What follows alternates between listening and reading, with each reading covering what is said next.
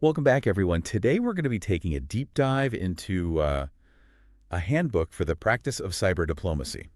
Ooh, very timely. Right. I mean, this book is packed with essays Yes, it is. by some pretty serious experts in the field, and it's specifically aimed at diplomats. That's what caught my eye as well. Yeah, to help them navigate the world of cyber diplomacy, Yeah. which is, I mean, it's getting more complex every day, right? It really is. I mean, it's interesting to see that they recognize that cybersecurity is now like a core element of foreign policy. For sure. Okay, so to get us started, we're going to be focusing on Robert Collett's chapter on cyber capacity building. Oh, good one. And he kicks off his chapter with a real-world example. Okay. I think really highlights the importance of CCB, Interpol's operation in late 2023. Right, I remember that one. Yeah. It was massive. I mean, 975 suspects arrested across 34 countries. Yeah, and Collett specifically mentions the Philippines and Korea, Oh, interesting. both of which have invested in CCB, so it seems like their efforts paid off. Yeah, it shows that, international cooperation is essential. Totally. And the fact that this operation uncovered that AI is now being used in cybercrime Oh, wow. just shows how much more complex this landscape is becoming. Absolutely. So let's get into it. What exactly does Collett mean by cyber capacity building, or CCB? Well, he defines it as going beyond just the tech skills, Okay. right? It also includes things like legislation institutions and diplomacy. So it's a pretty holistic approach. Yeah, basically equipping countries to function securely in the digital world. And he makes it clear that this is important for every country. Yeah, not just the ones with super advanced capabilities. Exactly, because cyber attacks, they don't discriminate. Right, and to really drive that point home, Collett throws out some pretty alarming statistics. Like what? Well, he says that cybercrime and cybersecurity incidents are costing the global economy something like 6% to 8% of global GDP. Oh, wow. That's huge. Every year. Yeah, it really underscores how cybersecurity and economic development are so intertwined.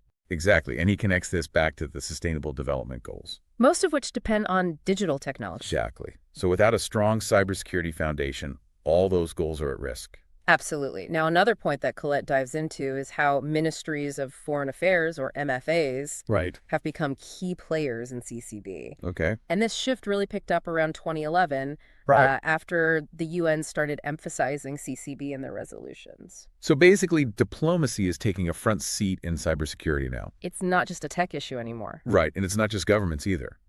Collett points out the involvement of private companies, development banks, even civil society groups. The Intermarket Development Bank has a massive cybersecurity portfolio. Yeah, he said it's something like $165 million. Wow. So it's really a collaborative effort. It sounds like it. So what are some of the big lessons learned from MFA's experience with CCB?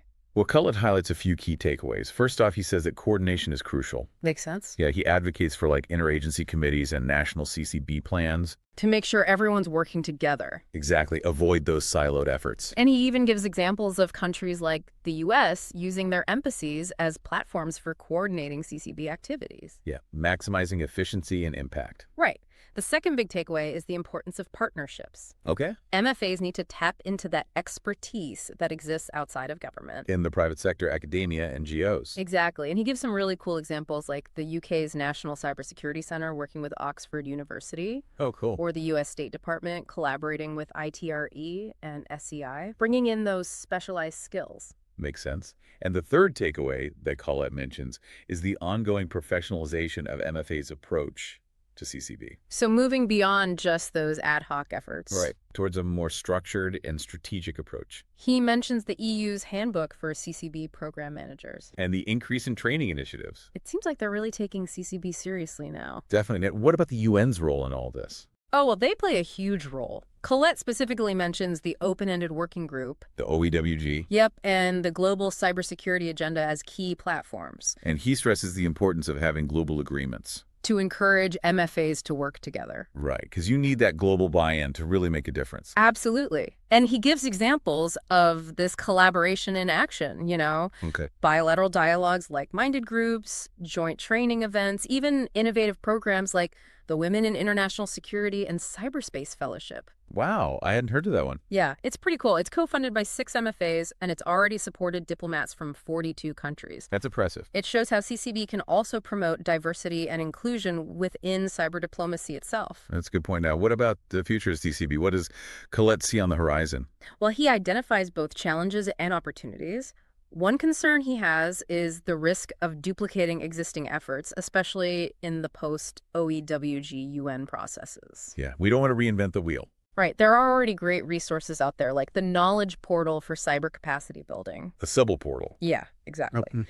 So Collett suggests that the UN could focus more on mobilizing support for CCB, strengthening what UN agencies are already doing, and helping governments connect with the support and information that's already available. So being more of a facilitator and connector. Yeah, exactly. Another key point he makes is the need to align CCB with broader development goals. He mentions the Accra Call for Cyber Resilient Development. Right, which basically recognizes that cybersecurity is fundamental to economic and social progress. And MFAs have a critical role in raising awareness and pushing for action on those goals. Absolutely. And finally, and perhaps most importantly, Collett advocates for a principles-based approach to CCB.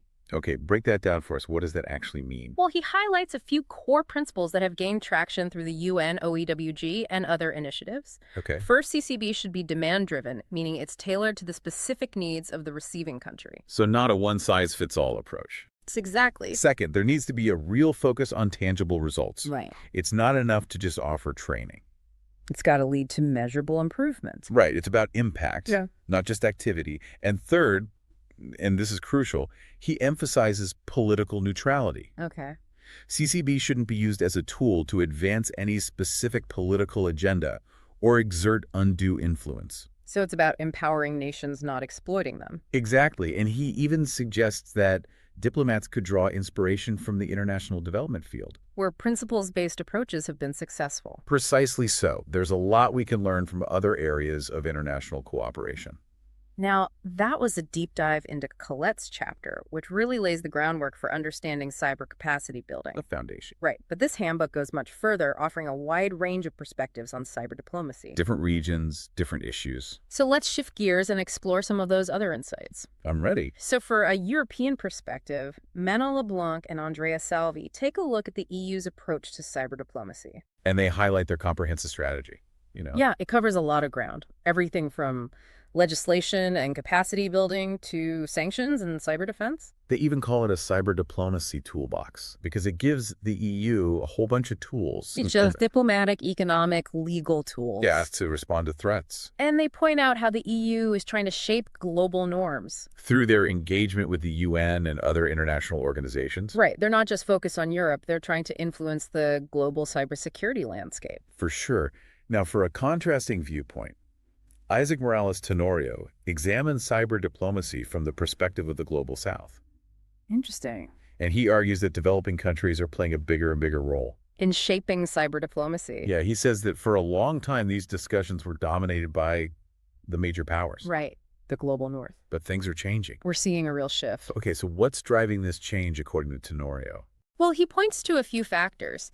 One is the growing awareness that cyber threats are interconnected. Okay. Developing countries are realizing they're just as vulnerable. Right. And they need a seat at the table to protect their interests. Makes sense. He also highlights the role of the UN in providing a platform for these countries. To voice their concerns and collaborate on solutions. Exactly. Yeah. He specifically mentions the open-ended working group. The OEWG. As a key forum. Yeah, the OEWG has become much more diverse and inclusive compared to those earlier UN groups. Absolutely. Now let's move on to Karsten Geyer's analysis of the UN negotiations on information and communication technology. Or ICT. Right, in the context of international security. And he provides a really good historical overview. Tracing these discussions back to the late 1990s, when the internet was still relatively new. Yeah, and its implications for international security weren't fully understood. Those early discussions were mainly driven by Russia's concerns. About U.S. dominance in cyberspace. Exactly. They were pushing for a treaty to ban the use of ICT for military purposes. Which obviously never happened.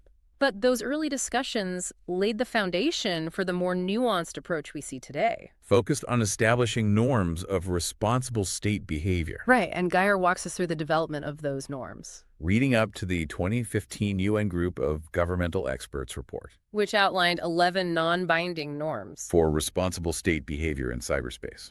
These norms have become the cornerstone of the international cybersecurity framework. providing those shared principles. Even though they're not legally binding. They still carry a lot of weight. Yeah, because they represent a consensus among a diverse group of countries. And we've actually seen these norms being used in the real world. Oh, how so? Well, think about those instances when countries have publicly attributed cyber attacks. And condemn the actions of specific states. Right, calling them out for irresponsible behavior. Those public attributions are a way of holding countries accountable. And reinforcing the importance of those norms. Of course, attribution itself can be challenging. Yeah, it's not always easy to definitively link a cyber attack to a specific state actor. And Geyer addresses this, explaining how the UN has been working to develop confidence-building measures. Like establishing points of contact and creating mechanisms for dialogue. Even if you can't prove attribution, having those communication channels can help prevent misunderstandings. And de-escalate tensions. Now, Geyer is also upfront about the challenges of these UN negotiations. Okay. He acknowledges that progress can be slow, And disagreements are common. especially with the OEWG becoming larger and more diverse. It's harder to reach a consensus with so many different perspectives. Exactly. And the UN isn't the only forum for cyber diplomacy. Right. There's a lot happening at the regional level and through bilateral agreements as well. So it's a complex landscape for diplomats to navigate. Absolutely. But Geyer's chapter provides a really valuable overview of the UN's role. Highlighting both the progress made and the challenges ahead. Okay, so let's switch gears a bit and talk about cyber deterrence. A hot topic these days. Definitely. Especially with the rise in cyber attacks. And more states developing offensive cyber capabilities. Right, so Catherine Jones argues that effective cyber deterrence requires a two-pronged approach. Okay. Denial and punishment. So denial focuses on making it harder for adversaries to carry out attacks. By strengthening your own defenses and working with allies to disrupt their infrastructure. It's about raising the cost and complexity.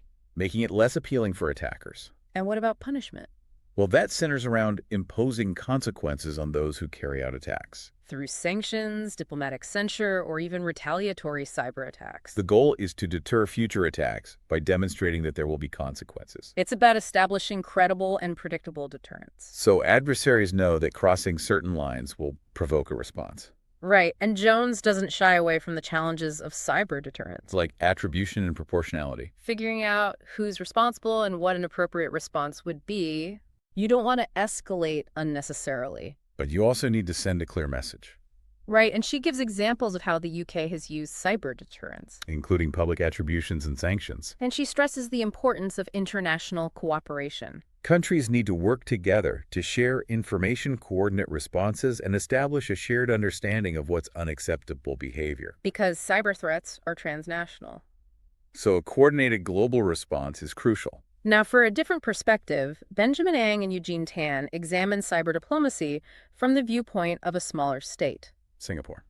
Which is interesting because despite their size, they've really made a name for themselves in cyber diplomacy. They've been proactive in shaping international norms, building their own cyber capacity, and positioning themselves as a hub for expertise. Ang and Tan highlight how Singapore has strategically leveraged its unique position. Okay, so what are some of the key elements of their approach? Well, they prioritize multilateralism, working within international organizations to shape the global agenda. That makes sense for a smaller state. They don't have the same leverage as a major power to act alone. So they've been active in the UN, OEWG, and ASEAN. Yeah, and they've also cultivated close ties with the U.S. while maintaining good relations with China and other key players. It's a delicate balancing act. It is, but it allows them to navigate that complex geopolitical landscape. And build consensus on cybersecurity issues. Ang and Tan also emphasize Singapore's focus on cyber capacity building. Both domestically and internationally. They've invested heavily in their own cybersecurity workforce and infrastructure. And they've been generous in sharing their expertise with others. They see capacity building as crucial for stability and security in cyberspace. Especially in Southeast Asia. Right, which is facing a growing number of cyber threats. Now, Ang and Tan also acknowledge the challenges Singapore faces. Like cyber espionage and balancing security with economic openness. These are challenges that all countries face. But they're especially acute for a small, trade-dependent nation like Singapore. They argue that effective cyber diplomacy is essential for addressing these challenges. And their approach offers valuable lessons for other smaller states who want to increase their influence in cyberspace. Now let's shift gears again and talk about a topic that's often overlooked in cyber diplomacy. Oh. The role of gender. This is an important perspective. It is, and it's great to see the handbook dedicating a chapter to it. So Healy Tierma-Clar makes the case for why we need more women in cyber diplomacy. Both in terms of representation and expertise. Right. She argues that women bring a unique perspective and skill set. And their involvement is crucial for developing effective and inclusive solutions. She goes beyond just advocating for fairness. She highlights how the underrepresentation of women is a missed opportunity. We're missing out on a vast pool of talent and expertise. Exactly. And she also addresses the specific challenges women face in this field Talking about the persistent gender stereotypes and biases. that hinder their careers and their credibility. She also emphasizes the importance of mentorship and networking. To help women overcome those barriers. But it's not all about challenges. She also offers recommendations to increase women's participation. Like creating more opportunities for women to gain experience and build expertise. Targeted training programs, fellowships, More inclusive hiring practices, supportive work environments. and the importance of role models and mentors. She even suggests that countries consider adopting gender quotas for their cyber diplomacy delegations. That could be controversial. It could, but it would certainly ensure representation at the highest levels She also acknowledges the need to address the broader societal factors, that contribute to the underrepresentation of women in STEM fields encouraging girls at a young age to pursue those interests. and breaking down those harmful stereotypes. Her chapter is a really important contribution. It reminds us that we need to be intentional about building a more diverse and inclusive field. Now let's turn to a foundational chapter by James Lewis. A leading figure in cyber diplomacy, Decades. and his chapter focuses on international law. Which can be tricky when you're talking about cyberspace.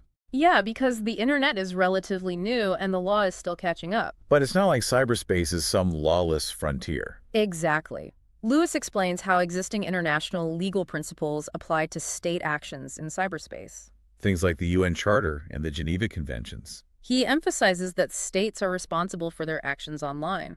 just as they are in the physical world. And he also delves into the challenges of applying international law to cyber attacks. Issues like attribution proportionality and whether a cyber attack constitutes an armed attack These are complex legal questions. that experts are still debating, Lewis provides examples of how international law has been applied. like the cases of Estonia in 2007 and Georgia in 2008, Those were turning points. bringing the issue of cyber warfare to the forefront. Lewis argues that we need a strong body of international law for cyberspace. To promote stability and security. Without clear rules of the road, misunderstandings can escalate into conflict. So his chapter is a valuable resource for understanding the legal framework for cyber diplomacy. It lays the groundwork for other chapters that go into more specific aspects of international law. Okay, so to wrap things up, let's look at David Koh's chapter on the future of cyber diplomacy. He brings a wealth of experience to the table. From both the technical and policy sides. He served as Singapore's Cybersecurity Agency Commissioner. And he's been a leading voice in international cyber diplomacy. So what does he see as the key challenges and opportunities? Well, he starts by acknowledging that the cyber landscape is constantly evolving. New technologies are emerging all the time. The threat landscape is becoming more complex. So diplomats need to be agile and adaptable. He also emphasizes the importance of building a more inclusive and diverse cyber diplomacy community. To bring a wider range of perspectives and expertise to the table, He makes the point that cyber diplomacy needs to be more proactive. not just reacting to crises, but actively working to prevent them. And he suggests that diplomats need a deeper understanding of emerging technologies. To anticipate future threats, Koh also highlights the importance of building trust among nations. which is essential for cooperation. That involve transparency dialogue and a willingness to work together. He concludes by saying that the future of cyber diplomacy depends on our ability to adapt and build a more cooperative global community. This deep dive into the Handbook for the Practice of Cyber Diplomacy has been really insightful. It's a valuable resource for anyone working in this field. Or anyone who just wants to understand the complexities of this landscape. It's a must-read. And remember, diplomacy is not just about talking, it's about taking action. And we all have a role to play in shaping a more secure and stable digital future for everyone. Absolutely.